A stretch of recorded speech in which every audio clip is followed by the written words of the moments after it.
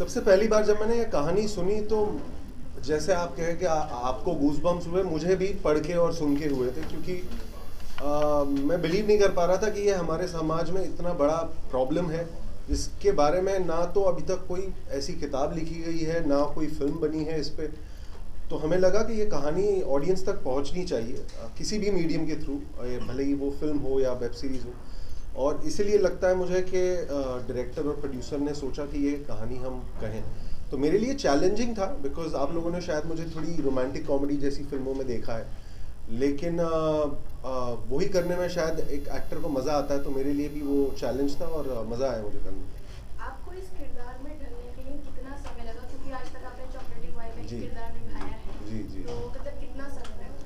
जी, थोड़ी बहुत प्रिपरेशन तो हर एक्टर को लगती है हर रोल के लिए। तो मेरे लिए भी कुछ 10 दिन के करीब मैंने डायरेक्टर के साथ और कुछ लोगों के साथ, जैसे इकबाल भाई हमारे साथ हैं, इनके बारे में आप लोग जानते ही होंगे, तो इनसे बातचीत करके इनके काम के बारे में समझ के कि इनकी रोज़मर्रा की ज़िंदगी कैसी है, तो वो समझ के मुझे 10 दिन की प्रिपरेशन लगी इस रोल में बखूबी ढंग से निभाने के लिए।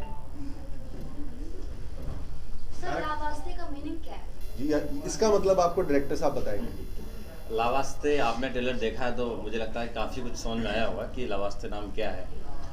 बट फिर भी मैं बताना चाहूँगा कि हमारी फिल्म को जो मेन जो कैरेक्टर प्ले कर रहे हैं ओमकार कपूर जी, सत्यांश जिनका नाम है उसमें, तो वो एक ऐसी कंपनी में काम करते हैं जहाँ पे लावारिस लाशें उठाई जाती हैं।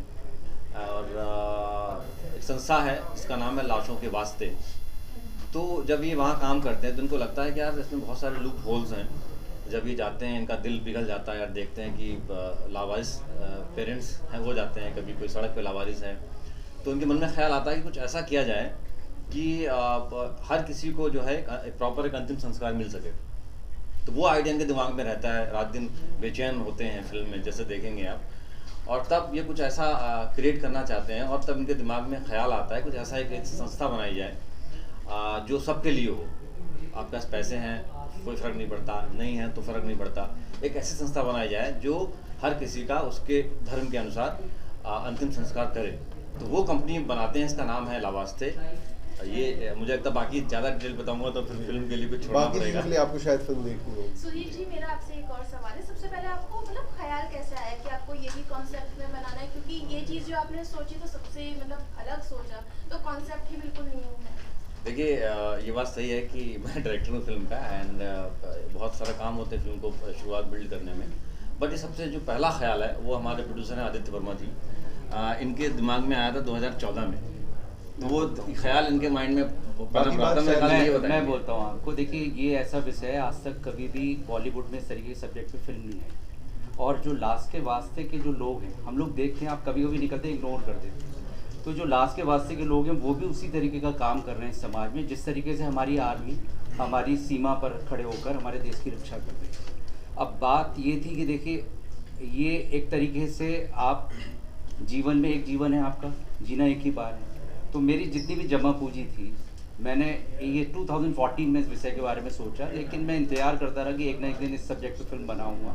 पूरा कॉन्सेप्ट तैयार था, फिर हमारी टीम मिली और 2023 में और 26 मई को ये फिल्म आपके सिनेमाघर में रिलीज़ हो गई। और ये सब्जेक्ट ऐसा है कि इसमें सिर्फ आप ही लोग हैं, क्योंकि देखिए अगर मैं कमर्शियल फिल्म बनाता तो मैं उसको यूज़ करता, मुझे कुछ बॉक्स ऑफिस पे कलेक्शन होता। आप भी जानते हैं इस तरह की फिल्म इतनी जल्दी लोगों तक नहीं पहुंच सकती, तो उसका माध्यम सिर्फ आप ही लोग हैं। और मुझे कोई दुख नहीं है, जीवन एक ही है, मैं ऐसे कहीं जाता करता कुछ नहीं करता। इस फिल्म के माध्यम से मैं जन जन तक ये मैसेज पहुंचाना चाहता हूं कि ऐसे बहुत से परिवार में, सोसाइटी में, कि जिनके माँ बाप यहाँ रहते हैं एक शहर में, उनके बच्चे उन्होंने इतनी शिक्षित कर दिया, उनको कोई दिल्ली रह रहा है, कोई बेंगलोर रह रहा है, कोई फॉरेन में रह रहा है, लेकिन वो फाइनली वो सब कुछ भूल जाते हैं वो बच्चे, और माता पिता एक तरीके से अकेले रह जाते हैं आखिरी समय में। तो वो भी एक तरीके से लावारिसी। इस फिल्म का उद्देश्य ये है कि एक यूथ और एक बुजुर्ग माता पिता और साथ ही साथ आपके जो एक छोटे बच्चे, ये तीनों लोगों का एक पूरे तीनों लोग जाके इसको सिनेमाघर में देखें। लेकिन इस फिल्म को क्या है कि देखिए प्रमोशन इतनी आसानी से मिलता नहीं। हम लोग यहाँ, आप लोग आज आए हैं, तो मैं आप ही के माध्यम से चाहता हूँ कि इसको जन जन तक पहुँचाने का आप सिर्फ आप ही कर सकते हैं। बजट, छोटे बजट की फिल्म है, इतना हमारे पास प्रमोशन का पैसा नहीं है कि हम उसको ज़्यादा पहुंचा सकें। तो मेरा आपसे एक निवेदन है कि बॉक्स ऑफिस पर जो भी कलेक्शन होगा संपूर्ण भारतवर्ष में, इकबाल साहब की तरह और भी बहुत संस्थाएं हैं जो लावारिस लाशों को उठाने का काम करती हैं, उन सभी को हम जो भी कलेक्शन बॉक्स ऑफिस पे होगा वो हम उसका 10% उन संस्थाओं को सहयोग करेंगे। दूसरी बात मैं ये कहना चाह रहा हूँ कि ये बीटेक एक स्टूडेंट है सत्यार्थ, उसकी कहानी है, वो एज एक बीटेक होता है तो टेक्नोलॉजी, एक दिमाग तो उसका क्रिएटिव होता ही है, तो वो लाश के वास्ते को लवास्ते में बदल देता है और एक तरीके का स्टार्टअप है, उसमें भी बहुत सारे लोगों को रोजगार मिलता है। फिल्म में जो आप देखेंगे तो बहुत इंटरेस्टिंग फिल्म है, एंटरटेनमेंट है, पूरा इमोशनल है। सोनू निगम, कैलाश खेर और आपके स्वानंद किरकिरे का संगीत है। आप टीजर टेलर लॉन्च हो चुका है, आप उसको देख सकते हैं, सॉन्ग भी लॉन्च हो चुके हैं। तो आपके माध्यम से मेरे पास जितनी जमा पूंजी थी, क्योंकि मुझे पता है कि जाना ऊपर एक बार है, जितने कम समय में जितना अच्छा मैसेज दे सको समाज को, तो मैंने ये सोच के फिल्म बनाई है। मेरे अकाउंट सारे खाली हो चुके हैं, मैं आपको, आप मेरा चेक कर सकते हो सब कुछ, लेकिन बस मैंने ये उम्मीद से सोच के बनाई कि मीडिया मेरे साथ है। और मैं आज आपके इस माध्यम से एक और बात कहना चाहूँगा कि जितने भी प्रदेश के मुख्यमंत्री हैं, फ्राइडे को फिल्म रिलीज़ हो रही है 26 मई को, वो इस फिल्म को देखें। मतलब सोसाइटी को, यहाँ जितने लोग बैठे हैं, मैं आपको प्रॉमिस करता हूँ, जब आप थिएटर से निकलेंगे तो सबसे पहले आप अपने पेरेंट्स को फ़ोन करेंगे। बहुत लोग ऐसे हैं जो दिल्ली में जॉब कर रहे हैं, आपके पेरेंट्स कोई बरेली में है, कोई रायपुर में, कोई कहीं रह रहे हैं। मम्मी फ़ोन करती होंगी आपको रोज़, पिता फ़ोन करते होंगे, लेकिन आप लोग फ़ोन नहीं करते। उस फिल्म को देखने के बाद आपको यकीन हो जाएगा ये फिल्म बहुत ज़रूरत थी इस समाज को। और जो घटनाएं हो रही हैं, कई पेरेंट्स जो लावारिस होते जा रहे हैं, हो सकता है इस फिल्म से देखने के बाद वो बच्चे अपने आप का व्यवहार अपना माता पिता के पीछे प्रति बदल लें। तो इन्हीं सब शब्दों के साथ मैं अपनी बात ख़त्म करता हूँ। और आपने मेरी बात एज ए निर्माता कि मैं दोबारा कोई अच्छे सब्जेक्ट पे फिल्म बना सकूँ, तो इस फिल्म का चलना बहुत ज़रूरी है। अच्छा, क्या इस फिल्म में एक बहुत ही मुश्किल दौर अभी हम लोगों के ऊपर से गुजरा था, कोरोना का, उस टाइम पे भी काफ़ी लोगों की जो लाशें हैं वो लावारिस पड़ी मिली थी, तो क्या इस फिल्म में उस एंगल को भी उठाया? मैं आपको बताता हूँ, ये 2000 आई थिंक इकबाल भाई इस पे, अगर इस पे फोकस करें। हाँ, देखिए, सबसे पहले तो आप सभी का धन्यवाद, क्योंकि आपसे ज़्यादा बेटर कोई नहीं जान सकता है कि मैं एक जर्नलिस्ट रहा हूँ और हम और आप जिस तरीके से संघर्ष करते हैं सुबह और शाम समाज को बदलने के लिए, उस बुराई को किसी तरीके से ख़त्म करके लोगों को इंसाफ दिलाने के लिए, आम लोगों को, तो यही काम हमने 2020 में शुरू किया था। जब ये कोविड पीरियड शुरू हुआ तब हालात पूरे देश के लिए ऐसे हो गए थे, लेकिन पूरे देश में पहुंचना हमारे लिए मुश्किल था। तो हमने मुंबई से शुरुआत की। हमने 4-5 लोगों की टीम बना करके ये सोचा, क्यों ना ऐसे परिवारों की मदद की जाए जो अपने लोगों की बॉडीज़ या अपने प्रियजनों की बॉडीज़ क्लेम करने के लिए डरते हैं। तो इसकी शुरुआत ऐसे हुई कि एक अस्पताल के अंदर हमने जाकर के पहले काम शुरू किया। तो हमारे लिए चैलेंजेस सबसे बड़े ये थे कि बॉडीज़ तो परिवार लेने के लिए आता था कोई, और कई लोग नहीं आते थे, तो हम उनकी मदद के लिए जाते थे, लेकिन हॉस्पिटल्स के पास एम्बुलेंसेस कम थी, प्राइवेट एम्बुलेंसेस बंद हो चुकी थी, और प्राइवेट एम्बुलेंसेस के जो लोग थे वो बाहर आने के लिए डरते थे। तो एक बॉडी को लेकर के अगर किसी शमशान या कब्रिस्तान जाओ तो वहाँ कई घंटे लगते। तो उसकी वजह थी कि ट्रेडिशनल तरीके से सारी चीज़ें बंद कर दी गई थी डिस्पोज करना। जो भी था गैस या इलेक्ट्रिक मशीन्स का इस्तेमाल होता था। तो जब कतार रहती थी तो जाहिर सी बात है कि एक बॉडी एक समय के अंदर 2 घंटा लेती थी, तो उसमें काफ़ी लंबा वक्त लगता था। तो जो बॉडीज क्लेम करने वाला परिवार भी होता था उसको कई घंटे जो है खड़ा रहना पड़ता था। तो हमारे दिमाग में एक आइडिया आया कि क्यों ना हम एम्बुलेंसेस प्रोवाइड करें। तो सबसे पहले हमने कई प्राइवेट एम्बुलेंसेस के लोगों से बातचीत की, तो उन्होंने साफ तौर पर मना कर दिया हमें देने से। फिर हमने जिन ऐसी संस्थाओं के पास एम्बुलेंसेस थी जो डंप हो गई और वो पड़ी हुई है, उसको हमने टो करके मुंबई पुलिस की मदद के साथ कई दुकानें खुलवाई, कई मैकेनिक्स को हमने पकड़ा। वो इस तरह की 8 एम्बुलेंसेस हमने पहले शुरू की और फ्री सर्विस हमने देना शुरू की, चाहे वो पेशेंट्स के लिए हो, बॉडी के लिए हो।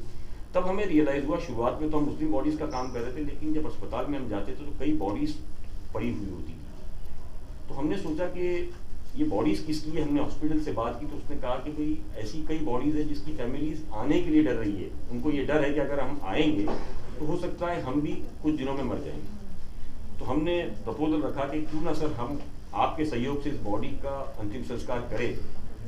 तो उन्होंने कहा अगर ये करते हैं तो बहुत अच्छी बात है। उसका डर दूसरा ये भी था कि कोविड जहाँ परेशान कर रहा था, वहाँ अगर बॉडीज अस्पताल में पड़ी रहती है, उससे अगर महामारी फैलती है तो वो एक हालात कंट्रोल करना सबके बाहर की बात हो जाएगी। इन चीज़ों को लेकर के हमने पहले टीम बना करके ये काम शुरू किया और धीरे धीरे करके हमने पूरे मुंबई के अंदर 200 बच्चों की ऐसी टीम बनाई, 8 एम्बुलेंसेज, इस तरीके से ये काम शुरू हुआ था। आज जो आप फिल्म को देख रहे हैं, इसी तरीके के बाद में हमने जब ये कोरोना काल खत्म हो गया तो हमारे को ये रियलाइज हुआ कि कई ऐसी बॉडीज जो है वो पड़ी हुई है। तो हमने पूछा ये किसकी है, तो उन्होंने कहा कि ये अनक्लेम बॉडीज होती है मुंबई पुलिस और रेलवे पुलिस के पास, जिसका कोई होता नहीं है। तो हमने मुंबई पुलिस के लोगों से बातचीत की, उनके आला अधिकारियों ने हम पर एक विश्वास जताया और हमको एक लेटर दिया कि क्यों ना मुंबई पुलिस के लोग जो है वो आपको सपोर्ट करेंगे।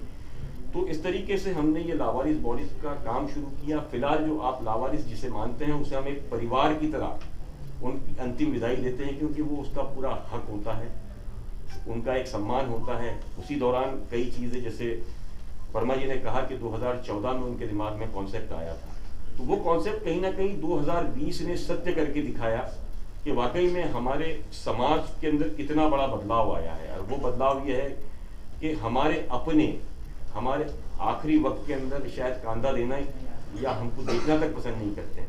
इसके अलावा फिल्म में जो चीज़ दर्शाई गई है, वर्मा जी ने कहा कि आप माता पिता को तुरंत याद करेंगे, ये बिल्कुल सही है कि ये फिल्म इतनी मैसेज देने वाली है जिसके अंदर आपको ये आइडिया लगेगा कि आपके माता पिता कितने कीमती होते हैं, किस तरह आपको बड़ा करते हैं, किस तरह आपके सपनों को बड़ा करते हैं, वो अपना खून पसीना जला करके। मैं इस पर सॉरी, मैं आपको इंटरप्ट करना चाहूँगा। सो अगर आपका सवाल ये था कि क्या ये कोविड के बारे में फिल्म है या कोविड के दौरान के वक्त के बारे में ये फिल्म है, तो ये सिर्फ कोविड के बारे में फिल्म नहीं है। ये कोविड के बाद हुआ ये कि ये प्रॉब्लम जो थी ये थोड़ी सी हाईलाइट हो गई, लोगों को पता चल गया इस बारे में कि ये सिचुएशन बढ़ती जा रही है, आंकड़े बढ़ते जा रहे हैं, तो अवेयरनेस आई।